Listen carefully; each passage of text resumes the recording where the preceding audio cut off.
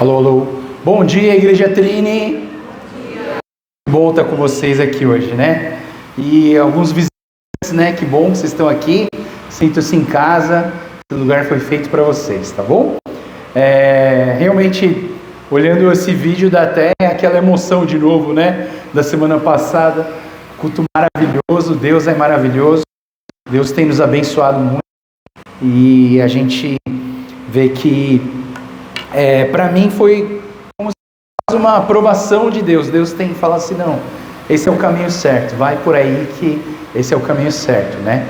Mas é engraçado, né, que quando você tem bênçãos muito grandes, você também tem batalhas espirituais, né? Essa semana, não sei para você, mas foi muito difícil para mim essa semana, né? Uma semana muito difícil. E hoje mesmo, né, hoje recebi uma informação muito triste, muito triste. Um presbítero é um presbítero da IMOSP, né, da igreja aqui embaixo. Ele foi para a glória hoje, né, e é um senhor assim que foi a primeira pessoa que eu conheci na igreja coreana, né? Quando eu pisei na igreja coreana, ele falou assim, qual o seu nome? Né, e eu falei assim, meu nome é Joel Hayashi. Ele falou assim, então você conhece o Mita-san? Né, o Mita é um senhor foi o primeiro missionário coreano a pisar no Brasil. Os coreanos chamam ele de Mita Harabodi. E o Mita Harabodi foi o primeiro cristão coreano a pisar no Brasil. E ele era melhor amigo do meu avô. E aí, quando eu cheguei, esse presbítero ele falou assim, o seu pai é o melhor amigo do missionário Mita. Eu falei assim, meu pai? Não, acho que não. Meu pai conheceu. Quem era amigo era meu avô. Né? E aí esse presbítero ele me deu um abraço. E aí, quando eu entrei na igreja coreana, em 1996, ele foi o primeiro que me abraçou. E como ele era líder dessa igreja, então ele me colocou para dentro. E foi uma surpresa para mim. Nunca ia imaginar que o meu avô ia me ajudar a estar me integrando na igreja coreana, né? Esse presbítero é um presbítero fantástico, me ajudou muito em toda a minha jornada ministerial. Ele estava na minha ordenação pastoral, né? E assim é uma tristeza, mas aquele versículo de 2 Timóteo que fala, combati o bom combate, né? E eu vejo assim que todos nós estamos combatendo nossos combates aqui na terra. E ele chegou ao fim da carreira dele e agora está na glória com o Senhor Jesus. E eu espero que cada um de nós também nós possamos combater o nosso bom combate e que nós possamos chegar com vitória no momento, porque a morte para quem tem Jesus não é o fim, mas é o início da nossa ou a continuidade da nossa eternidade com o nosso Senhor Jesus. Amém? Muito bem, pessoal, nós estamos estudando Efésios e nós estamos terminando o 3 hoje. E há uma jornada, né, pessoal? A gente começou no capítulo 1, falando sobre as bênçãos celestiais. A gente foi caminhando de uma forma muito legal. Falamos sobre teologia. Aí Paulo, ele ora. E o legal da carta de Efésios é isso. Paulo, ele explica ele fala de coisas importantes, aí depois ele ora, aí depois ele fala de coisas importantes de novo, e aí ele ora. E hoje vai ver uma oração, né? Então, se você tiver a sua Bíblia aí no seu celular, eu não vou colocar o texto inteiro mas se você tiver a Bíblia aí, abre comigo em Efésios capítulo 3. Efésios capítulo 3, né? Efésios capítulo 3. Antes de ler, só queria trazer para vocês que são visitantes, que estão vindo pela primeira vez, queria deixar aqui a visão da Igreja Trini. Qual que é a visão da Igreja Trini? A igreja de profunda intimidade com Deus, que se manifesta na adoração verdadeira, serviço a Deus e ao próximo. Esse é o nossa visão, nossa declaração de visão da Igreja Trini, tá? E hoje nós vamos falar sobre esse Efésios capítulo 3, 14 a 21. Eu vou ler aqui com vocês. Efésios capítulo 3, 14 a 21 diz assim: Quando penso em tudo isso, caio de joelhos e oro ao Pai, o Criador de todas as coisas nos céus e na terra, e peço que, da riqueza da sua glória, Ele os fortaleça com poder interior por meio do seu Espírito. Então Cristo habitará em seu coração à medida que vocês confiarem nele. Suas raízes se aprofundarão em amor e os manterão fortes. Também peço que convenha a todo o povo santo vocês compreender a largura, o comprimento, a altura, a profundidade do amor de Cristo. Que vocês experimentem esse amor, ainda que seja grande demais para ser inteiramente compreendido. Então vocês serão preenchidos com toda a plenitude de vida e poder que vem de Deus. E toda a glória seja dada a Deus, que por seu grandioso poder que atua em nós é capaz de realizar infinitamente mais do que poderíamos pedir ou imaginar. A Ele seja a glória na igreja e em Cristo Jesus por todas as gerações, para todos sempre. Amém. Amém. Então essa aqui é uma oração. Eu, assim, várias vezes na minha vida, eu fico de joelhos. É que essa semana, esse texto fala sobre ficar de joelhos, né? Essa semana eu não consegui ficar de joelhos, porque eu estou com um derrame articular, está cheio de líquido sinovial, e aí eu não consigo ficar de joelho, né? Então eu estou com de joelho esses dias. Mas muitas vezes eu fico de joelho, abro Efésios capítulo 3, versículo 14, e eu leio esse texto como se fosse a minha oração. A minha oração. É uma boa dica para vocês. Quando vocês não souberem o que orar, Efésios capítulo 3, 14, abre no texto e faz essa oração para a sua vida. Ela faz muito sentido, né? E esse texto e essa oração, ela fala muito sobre o amor de Deus. Por isso que eu penso que hoje seria o dia de nós estarmos conhecendo o amor de Deus nas nossas vidas. Então, quando a gente abre em Efésios 14, a gente vai ver aqui forte. É uma oração muito importante que Paulo faz. E Paulo ele começa assim: quando penso em tudo isso. E aí eu queria dar uma paradinha. Pensa em quê? O que Paulo está pensando? Aí vocês vão ter que lembrar da pregação do pastor há 2 semanas atrás. Não, semana passada foi batismo. Na outra semana eu dei uma pregação aqui que eu intitulei como Plano de Deus. E ali Paulo estava falando sobre um segredo que não foi revelado no Velho Testamento, que os profetas do Velho Testamento não conheceram. E Paulo estava falando sobre o segredo, valendo um chocolate para quem souber qual é esse segredo. É a igreja, muito bem. A igreja é o segredo. Por quê? Porque lá no Velho Testamento não se falava da igreja. Se falava sobre a vinda de Jesus, se falava sobre o governo de Jesus, mas não conseguiam ver a igreja. Foi um segredo que nos foi revelado no Novo Testamento. E aí, então Paulo, assim, aí ele fala assim: quando penso em tudo isso, quando eu penso em quê? Na igreja, que é o projeto, é o plano de Deus. Quando eu penso na igreja, eu caio de joelhos e oro ao Pai. Agora eu faço uma pergunta para você: será que nós estamos caindo de joelhos e orando ao Pai por causa da nossa igreja? E aí eu vou dizer para vocês, nós precisamos orar pela nossa igreja. Toda igreja que cresce, aí eu penso assim, né?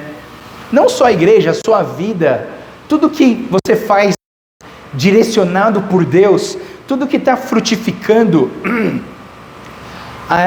quando você agrada um lado, você automaticamente desagrada o outro lado, certo? Então quando você agrada a Deus, de uma certa maneira, quem está bravo? O diabo está bravo.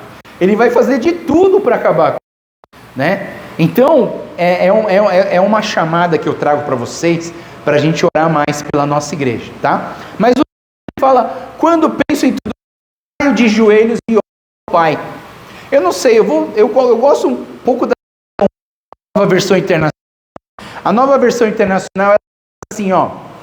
Por esta razão, ajoelho-me diante do Pai, do qual recebe o nome toda a família nos céus e na terra. É um pouco diferente a versão da... Eu estou usando muito a NVT agora, a NVT, né? E a NVI, ela traz uma perspectiva um pouco diferente. Fala assim, ó, por esta razão ajoelho-me diante do Pai. E esse ajoelhar é uma reação a uma revelação de Deus. Quando nós recebemos uma revelação, parece que nós caímos de joelhos diante do Pai, né? E ele fala assim, do qual recebeste o nome toda a família. E a gente vai falar sobre isso no capítulo 4 de Efésios, mas a igreja, ela é uma família. Nós precisamos sempre enxergar a igreja como uma família, né? Quando eu olho para você, eu olho você como minha família. Eu não olho você como um membro da nossa sociedade Igreja Trini. Aqui não é um Kaikan, aqui não é uma colônia de japoneses de alguma província, ou não é um clube que você pertence ou para ser sócio, membro sócio, torcedor, não. Aqui nós somos uma família. E o projeto é tentar transformar pessoas que não se conhecem família, né? E aí eu penso que essa oração, ela traz tanto a revelação que nos faz cair de joelho, como um endereçamento à nossa família. E o versículo 16, ele diz o quê? Que ele nos fortaleça com poder interior por meio do seu Espírito. E eu queria chamar a atenção a vocês sobre essa frase, que ele nos fortaleça com poder por meio do seu Espírito. Então essa oração, ela está orando para que você tenha forças. Paulo está orando para que eu e você tenhamos força para vencer as dificuldades da nossa vida. Agora, poxa, eu se eu tivesse com o Paulo, eu falei assim, mas Paulo, poxa vida, né? Em vez de você orar para que eu tenha força, por que você não ora para eu não ter problema? Não é verdade? A gente quer não ter problema, é verdade? Ô Paulo, por que você orou forte no problema? Não, Paulo, você devia ter orado para eu não ter problema. Muito melhor, ia ser muito melhor. E aí eu vou contar uma coisa para vocês, né? Quando eu fui para o Amazonas ser missionário. Só que desde pequeno eu tinha alergia. Deu uma melhorada, né? Mas assim, eu tinha alergia de picada de inseto. Aí um cara que tem alergia de picada de inseto vai ser missionário aonde? No Amazonas. Imagina, ó, o desastre, né? O cara tem alergia de picada de inseto no Amazonas. E aí eu fui no Amazonas, eu já estava um tempo lá e eu comecei a passar mal. Voltei para São Paulo para médico, que eu estava passando mal em Manaus. Né, eu voltei e eu fui numa mulher que ela é uma alergista, tal assim. E aí ela estava, o que acontece? Ela falou, que eu estou passando mal, eu moro no Amazonas. Aí ela falou, por que você morou no Amazonas? Eu moro lá por causa de um propósito da minha vida. Deus lá para eu ser missionário para o Amazonas e eu tô lá por causa de um propósito. Aquela mulher, ela percebeu que eu não ia sair do Amazonas. Aquela mulher, ela entendeu que a minha ida para lá não era só eu fui lá passar as férias. Eu fui lá por um propósito. Aí, expliquei e tal, ela me analisou, ela falou assim, você precisa melhorar o seu sistema imunológico.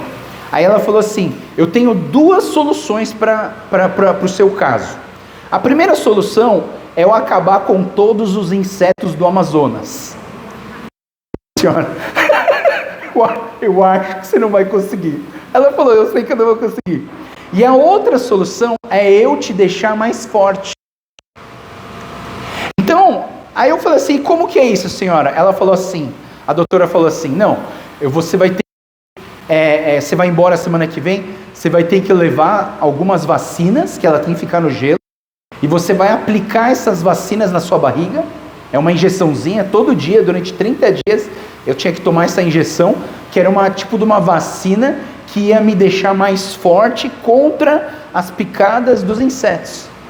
Mas olha só que interessante, ao invés dessa mulher me tirar do Amazonas, ela me mandou para o Amazonas, mas ela fez o quê? Ela me deixou mais forte. E talvez seja isso que Deus queira nas nossas vidas. Deus quer nos deixar mais fortes. E aí eu entendo esse princípio de que Jesus, Ele não te livra da tempestade, mas Jesus te livra na tempestade. Jesus não te livra da tempestade, mas Jesus te livra na tempestade. Todos, você não é estranho por passar por dificuldade. Você não está em pecado porque você passa por dificuldade. Todos nós somos pecadores e todos nós passamos por dificuldade. Mas Deus, Ele quer nos livrar da tempestade e não da tempestade. Claro que vários momentos Deus, Ele dá livramentos para nós. A gente recebe livramentos. Puxa, eu ia passar por um negócio, Deus me tirou esse livramento. Deus faz isso. Deus tira, Ele livra a gente de algumas coisas. Mas Deus, muitas vezes, Ele permite com que você passe pelas tempestades. Mas na tempestade Ele vai fazer você superar isso. E como? Você vai ficar mais forte. E a pergunta que a gente faz talvez seria isso. Mas como que a gente fica mais forte? Como que a gente fica mais forte? E está tudo no texto. Está tudo no texto no 17. No versículo 17 vai dizer assim: então Cristo habitará em seu coração à medida que vocês confiarem nele. Suas raízes se aprofundarão em amor e os manterão mais fortes. Olha só, Cristo já nos responde as nossas próprias perguntas. Paulo, eu quero que você fique mais forte. Mas como que eu vou ficar mais forte? Cristo habita no coração à medida que vocês confiarem nele. Então é muito importante que você confie em Cristo. E aí, à medida que você vai confiando em Cristo, você vai aumentando, Cristo vai habitar na sua vida e você vai ficar. Então, como que eu faço para confiar em alguém? Como que eu faço para confiar em Cristo? Como? Através dos desafios. Tem que ter desafio para você confiar. Meu maior sonho em ser pai era pegar minha filhinha pequenininha, assim, 3 anos, botar ela em cima da minha cama, dar um passo para trás e falar assim: vem! Aí, né, ela assim se prepara, aí se joga nos seus braços. À medida que ela faz isso, ela vai ganhando o quê? Confiança no papai. Confiança no papai. Através dos desafios, nós acabamos confiando no papai do céu.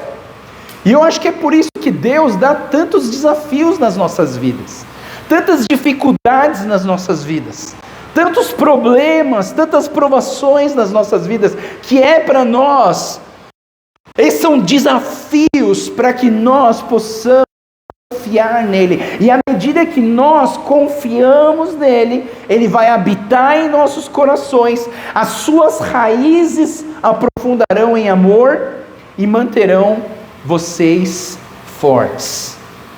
Pessoal, eu estava preparando essa mensagem há uma semana atrás e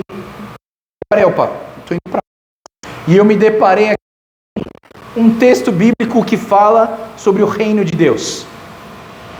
O reino de Deus, Mateus 13, 45 a 46 diz assim: o reino dos céus é também como um negociante que procurava pérolas da melhor qualidade. Quando descobriu uma pérola de grande valor, vendeu tudo que tinha e com o dinheiro da venda comprou a tal pérola, né? Eu coloquei até uma pérola para olhar, né? E aí uma coisa que eu fiquei refletindo, eu ouvi um pastor que eu gosto muito falar sobre isso, e ele falou assim, que a pérola, o que a pessoa viu na pérola? Existe valor nisso, certo?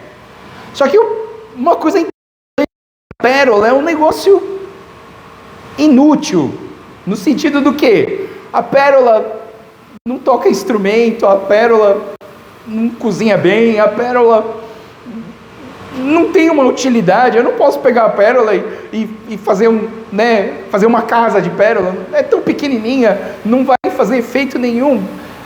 Qual é o valor da pérola? O valor da pérola é a sua beleza,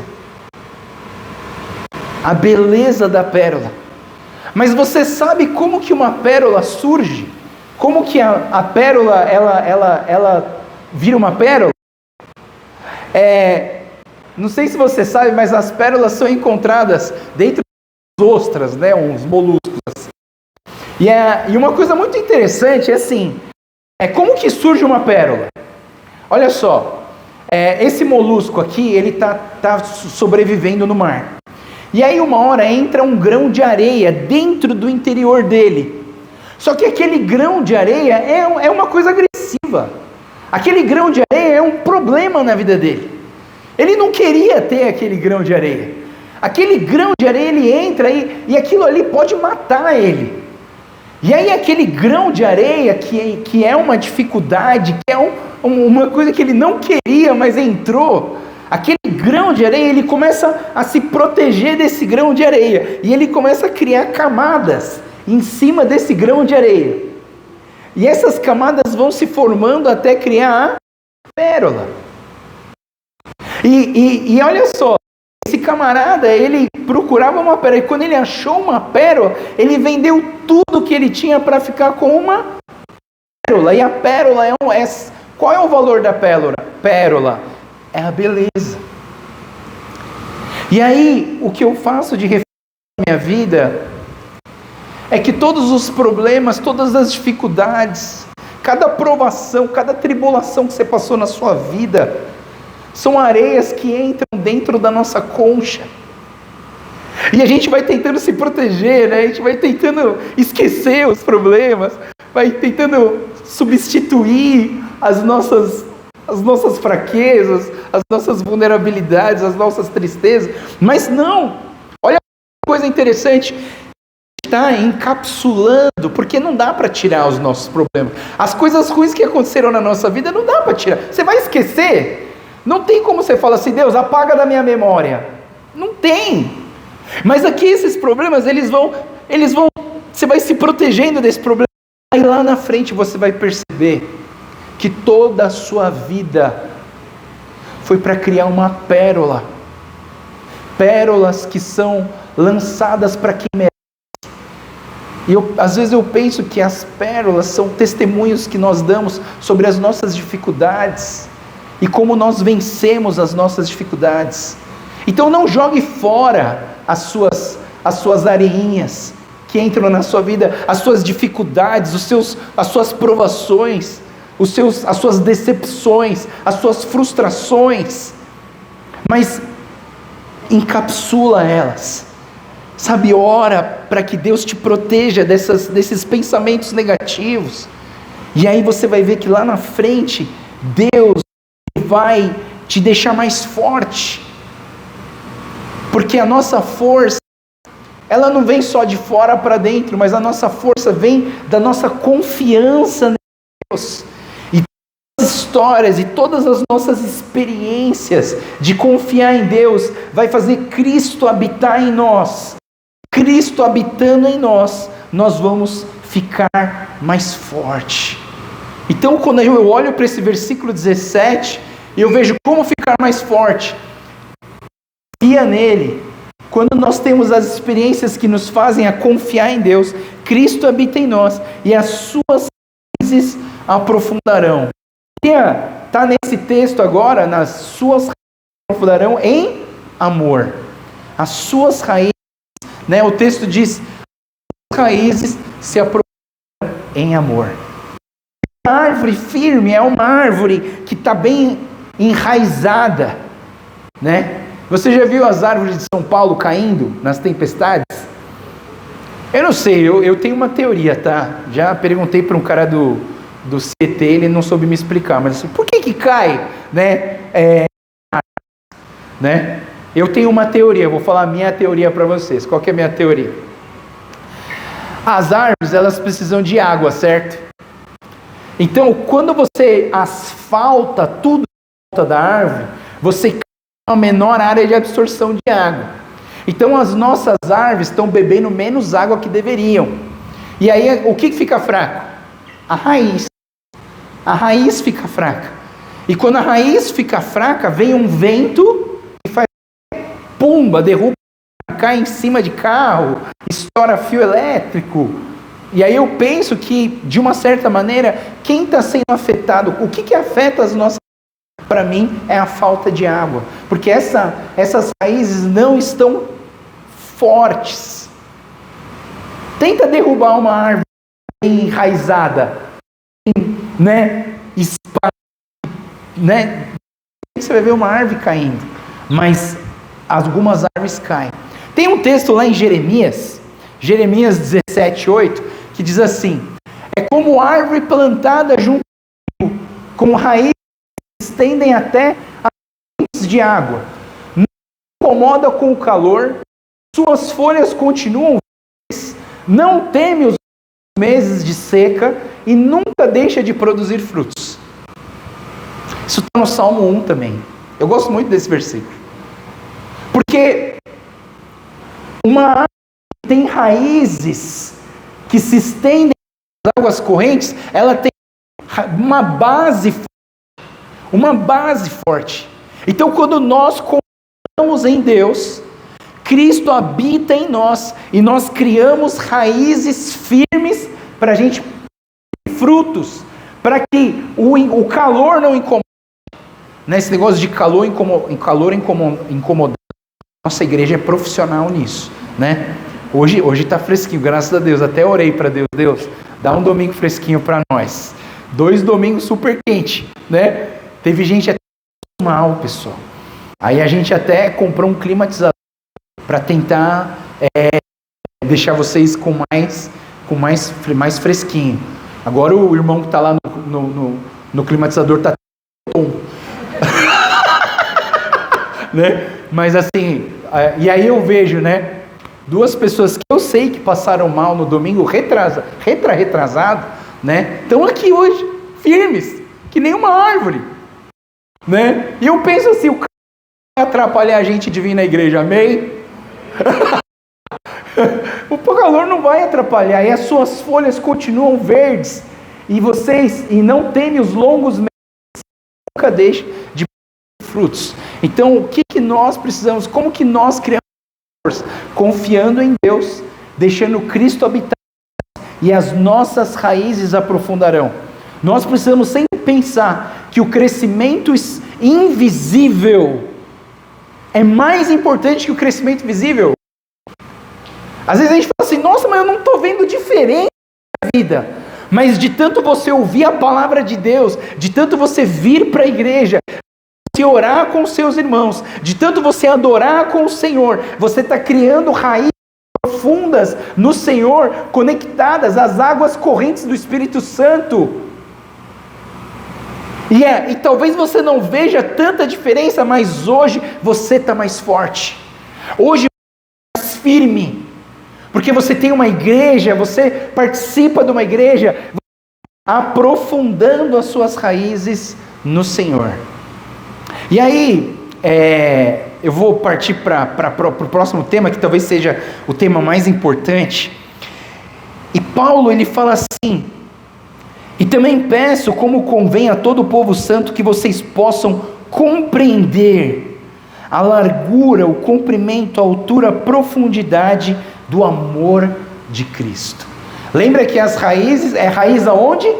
No amor. E aí Paulo, ele começa a falar, vocês precisam compreender o amor de Deus. E aí a gente faz, então o que é o amor? A gente vai para o versículo 18, vai dizer, as suas raízes se aprofundarão em amor e manterão ao 17, e no 18 diz assim: também peço, como convém a todo o povo, que vocês possam compreender a largura, a altura e a profundidade do amor de Cristo. Nós precisamos entender o amor em 4 dimensões. Em 4 dimensões. Aqui está falando sobre entender a largura, o comprimento, a altura e a profundidade do amor de Cristo. E tem coisas que eu falo para vocês, né? É fácil falar, é duro explicar. Então, o que é o amor? O que é o amor de Cristo? O que é o amor de Deus, né? E aí eu penso que esse é o desafio, né, nosso, né, entender o amor. E eu digo que para você entender o amor, não basta entendimento. Só o entendimento racional não vai fazer você entender o amor de Deus. Porque às vezes o amor de Deus, ele é quase que irracional. Como que você vai, né? Você tem 2 filhos, aí um filho fala para você assim: não, eu quero toda a minha herança. Aí o cara pega a herança dele, torra tudo, gasta tudo, fica na pior. Aí ele volta, né, com o rabo entre as pernas e fala assim: pai, me ajuda. Não vou te ajudar não, né? Você gastou tudo. Isso é o natural, mas o amor de Deus não, é um pai que abraça seu filho, põe um anel no dedo dele, troca a roupa dele, eu para fazer um churras e faz uma festa porque o meu filho voltou à vida. A gente, só o entendimento, pessoal, só a razão, você não entende o amor de Deus. Então você precisa do entendimento, mas você também precisa da revelação. Você precisa que o Espírito Santo te revele o amor de Deus na sua vida. Porque só o entendimento você não vai entender. Mas você precisa entender racionalmente. E você também precisa de uma revelação de você entender. Então, que Deus revele para você o amor dele hoje, tá? Deixa eu tentar explicar o amor de Deus, mas que realmente o Espírito Santo revele para você, tá?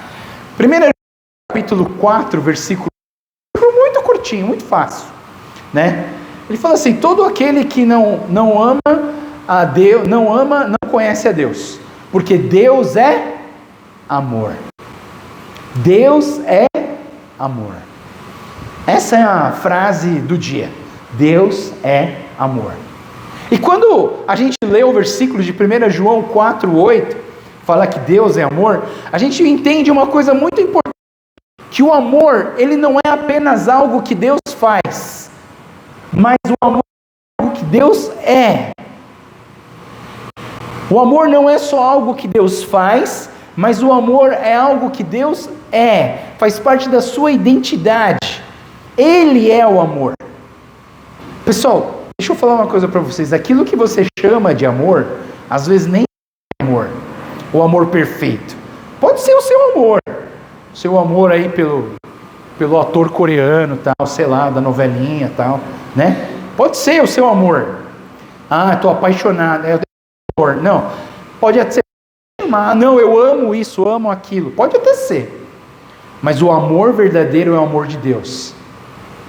Então, se você não ama Deus de verdade, você não sabe o que é o amor perfeito. Você já ouviu falar em crimes passionais? As pessoas, elas cometem crime por paixão. Eu vi um cara que matou a namorada dele porque a namorada dele abandonou ele e começou a namorar com outro. Aí o cara foi lá e matou a namorada dele.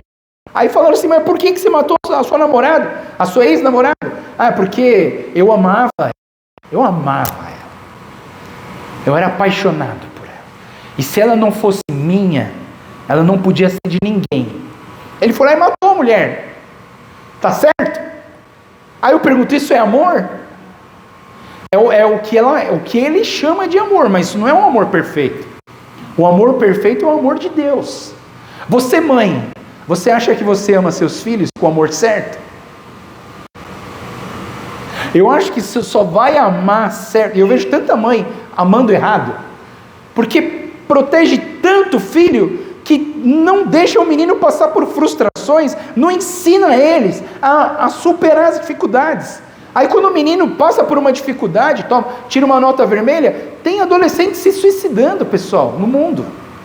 Por quê? Porque foi criado com tanta proteção que não sabe se proteger das frustrações. Aí eu vejo assim, a mãe ama, mas a superproteção, será que é um amor de Deus? E aí eu penso que a Bíblia fala assim, Jesus ele chega para as pessoas e fala assim, se você amar mais a sua mãe, seu pai, sua mulher, seus filhos, mais do que a mim, você não é digno de mim. Eu falei, como assim, Deus? Né? Eu olhava para minha filha e falei, como que eu pode amar mais alguma coisa além dessa coisa fofa no meu colo? Você precisa amar a Deus antes de amar a sua filha. Você precisa amar a Deus antes de amar alguém. Por quê? Porque Deus é amor e Ele é o amor perfeito. Então, se Deus é amor, a gente tem que entender uma coisa muito importante. Uma característica desse Deus que é o amor. Esse Deus que é o amor, Ele é trino. Esse Deus que é o amor, Ele é trínio. Eu trine aqui, né? Porque nós somos a igreja Trine, né? Mas a Trine vem de onde? Vem da Trindade. E a Trindade é o reflexo de um Deus relacional. Então nós entendemos que a de um Deus de amor é um Deus relacional. O nosso Deus é um Deus relacional. O único relacionamento perfeito que existe no mundo, né? Às vezes as pessoas acham, né? O pastor e a esposa tem um relacionamento perfeito, né? Porque afinal de contas ele é o pastor da igreja. Não tem. Vai lá dentro de casa para você ver o negócio. O negócio é feio. O negócio é feio, mano. Por quê? Porque nós somos seres humanos e a gente não vai ter um relacionamento perfeito. O único relacionamento perfeito que existe nesse planeta é o relacionamento do Pai, do Filho e do Espírito Santo, do Deus relacional. Nós precisamos ter isso na nossa cabeça. Você quer viver um relacionamento perfeito? Encontra com Deus. E aí quando a gente olha para Deus, então, precisamos entender que o amor é Jesus Cristo. Jesus é o amor, é o amor de Deus. Porque Jesus é a personificação do amor de Deus. O amor de Deus é uma coisa meio subjetiva. Como que eu vou explicar Deus? Aí Deus falou assim, vou fazer essa galera entender o amor de Deus. Sabe como? Enviou o seu Filho ao mundo para nos resgatar da morte e do inferno. Então Jesus é a personificação do amor de Deus. E aí Jesus, ele morre na cruz por nós. Essa cruz é a materialização do amor de Cristo por nós. Então, você percebe uma coisa aqui nesse slide, de que o amor, ele nunca é só teórico. Se o amor não for praticado, se o amor não for manifestado, ele é um amor incompleto. Você pode dizer que ama, mas assim, você precisa demonstrar o amor. Você pode dizer que ama, mas você tem que fazer com que o amor se materialize, para que seja real para você. Nós precisamos praticar essa questão do amor de Deus. Eu gosto muito de um texto de Colossenses capítulo 3, versículo 12 a 14, ele vai dizer assim: visto que Deus escolheu para ser o seu povo santo e amado, reviste-se de compaixão, bondade, humildade, mansidão, paciência, sejam compreensivos uns com os outros, perdoem quem os ofender, lembre-se de que o Senhor os perdoou, de modo que vocês também devem perdoar, e acima de tudo, revistam-se do amor, que une a todos nós em perfeita harmonia. Olha só, o texto de Colossenses, Paulo está falando do amor como se fosse uma roupa. Revistam-se do amor. Revistam-se do amor. Uma coisa muito interessante, você aqui para a igreja hoje. Você escolheu a sua roupa? Tirando o Eric? Certeza que quem escolheu a roupa do Eric foi a Carlinha. Mas a Naná já escolhe a roupa dela. As crianças, elas, quando elas vão crescendo, elas já escolhem a roupa dela.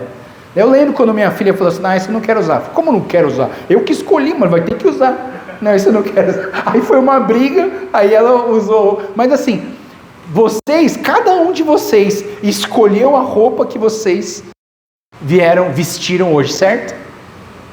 Às vezes eu não tenho esse poder, tá, pessoal?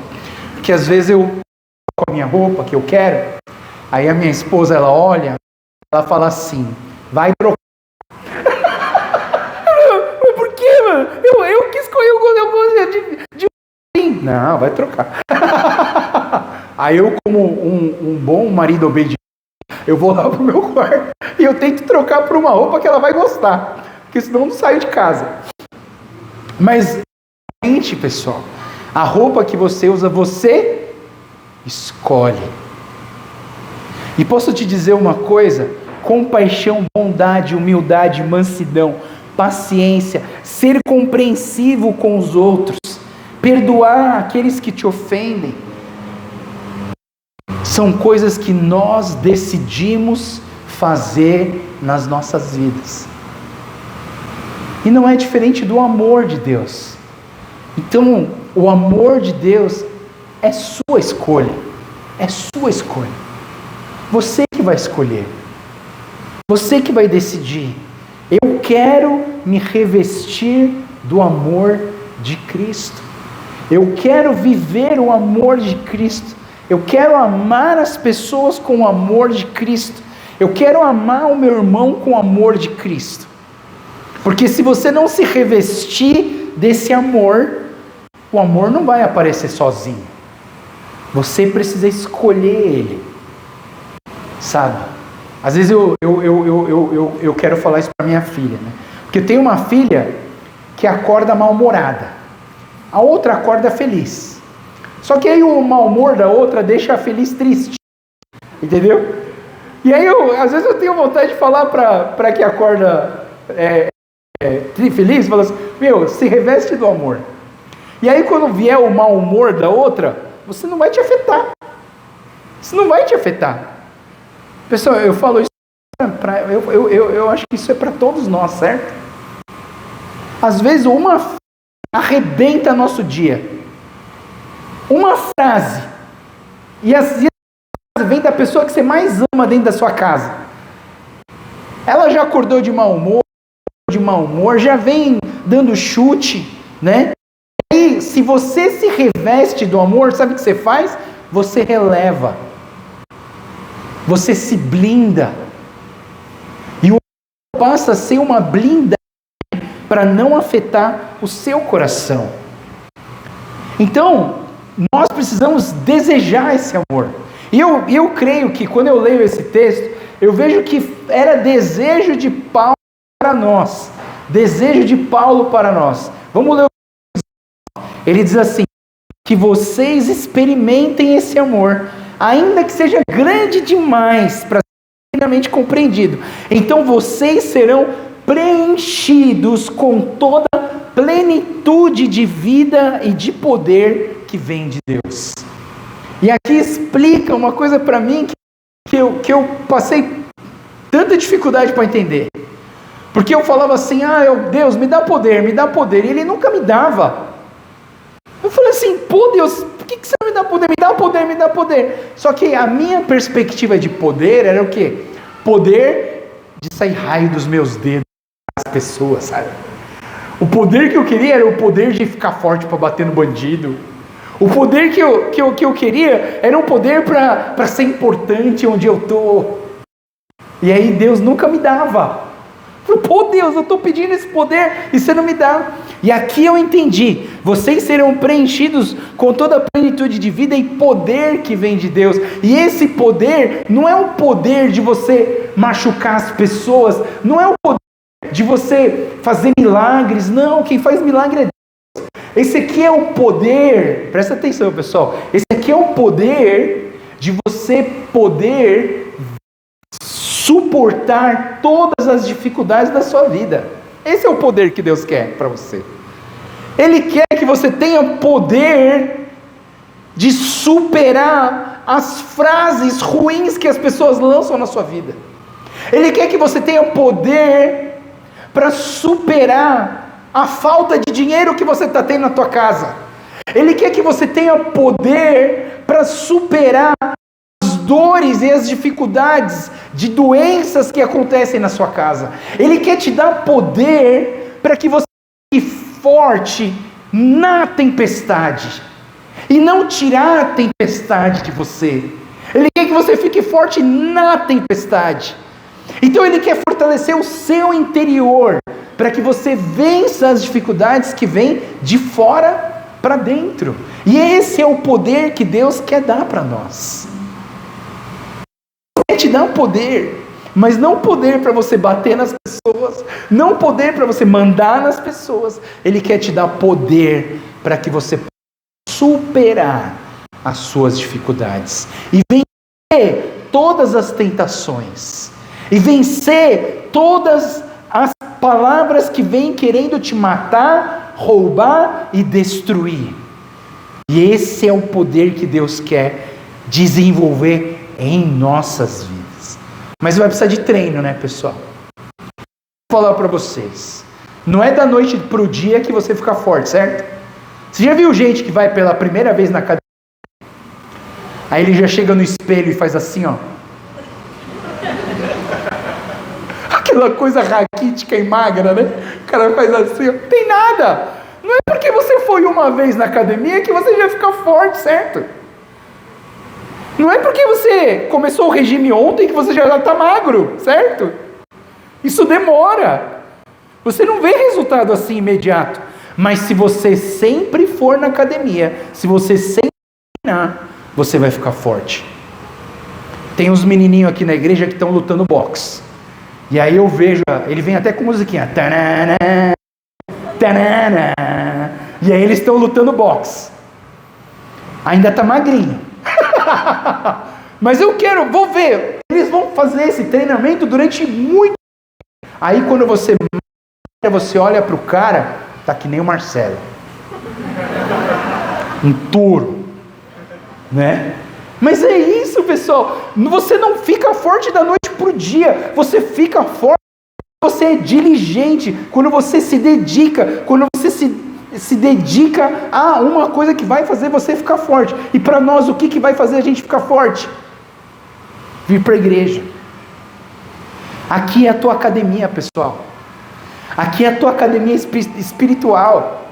Se você ficar faltando de vir na igreja, já viu o maior sonho das academias, sabe o que é? É que você pague aquele plano de 6 meses e você não vá.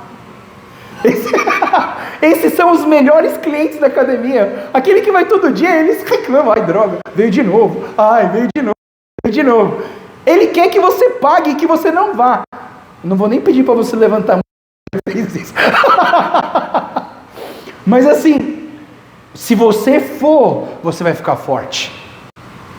Então eu vou dizer para vocês, pessoal, venham para a igreja, estudem a palavra, tenham comunhão com Deus, participem dessa reunião que ela não é só algo físico, ela é espiritual. E a oração de Paulo, para terminar, né, pessoal? A oração de Paulo, 20, 21, ela termina adorando a Deus. Paulo termina essa oração adorando a Deus. Sempre deveria começar a nossa oração adorando a Deus e terminar a nossa oração adorando a Deus, certo? Porque tudo que a gente faz é adoração a Deus. E toda a glória seja dada a Deus, que por seu grandioso poder que atua em nós, é capaz de realizar infinitamente mais do que poderíamos pedir ou imaginar. A Ele seja a glória na igreja e em Cristo Jesus por todas as gerações, para todos sempre. Amém. A adoração. Que nós possamos começar a nossa oração com adoração, terminar a nossa oração com adoração. Sabe, pessoal, eu não fico analisando a oração de todo mundo, não. Mas se você analisar, você percebe a teologia da pessoa pela oração que ela faz. O jeito que ela se comunica com Deus, você entende que tipo de teologia essa pessoa tem. Então, aprenda a orar. Se não sabe, me manda uma mensagem. Pastor, eu queria aprender a orar. Eu vou dar umas dicas boas para vocês. Tá? Mas, assim como esse texto de hoje era uma oração de Paulo, que nós possamos ser pessoas que oram. E as últimas aplicações para a gente terminar. Primeira aplicação prática: ajoelhe-se diante do Pai Celestial. Se você não tiver problema no joelho igual eu, tá? Essa semana eu queria tanto me ajoelhar, mas ajoelhe-se no sentido físico, mas ajoelhe-se no sentido de uma vida de oração, de pelo Senhor na sua vida. Segunda aplicação de hoje: fortaleça-se no amor de Deus. Fortaleça-se no amor de Deus, porque Ele vai deixar você mais forte. E última coisa: conheça e revista-se do amor de Deus. Nós precisamos da revelação e do entendimento para viver o amor de Deus. Amém? Vou chamar a equipe de louvor aqui, e enquanto isso a gente vai orando, vai buscar o Senhor por isso. Senhor Deus, muito obrigado, Pai, pela Tua palavra. Muito obrigado porque o Senhor é um Deus que fala nos nossos corações, um Deus que revela a Tua palavra, revela a Tua vontade para nós. E nós estamos aqui reunidos mais uma vez, Senhor, porque nós amamos, porque nós queremos conhecer mais desse amor, nós queremos viver e praticar o amor de Deus em nossas vidas. E eu oro, Pai, para que cada um de nós aqui, todas as manhãs, nós, ao acordar, nós possamos orar ao Senhor e falar assim: Deus, eu quero mais de Ti, me dá desse amor, eu quero viver todos os dias. Abençoa a nossa igreja Trini, que nós sejamos uma igreja enraizada no Teu amor. Que tudo que nós façamos aqui seja para Te amar e amar o próximo como nós mesmos.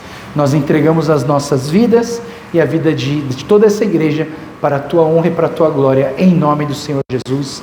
Amém. Amém. Essa semana, só para terminar, eu ouvi um testemunho de alguém muito interessante, né? Se você tem dificuldade de começar o dia com oração e com leitura da palavra, ele deu uma dica muito interessante. O que você vai fazer? Você vai pegar a sua Bíblia, e você geralmente acorda com o despertador do seu celular, certo? Aí o que você vai fazer? Você vai botar, arruma o seu celular, coloca o celular dentro da sua Bíblia e põe embaixo da sua cama. Olha só. Aí de manhã você vai acordar com aquele barulho. Aí preciso desligar o alarme. Você cai de joelho. Já hora. Aí você pega o alarme, abre a Bíblia e liga o alarme. Você já está com a Bíblia aberta. Você já começa o dia orando e lendo a palavra de Deus. Achei muito engraçado isso. Uma dica interessante. Tentei.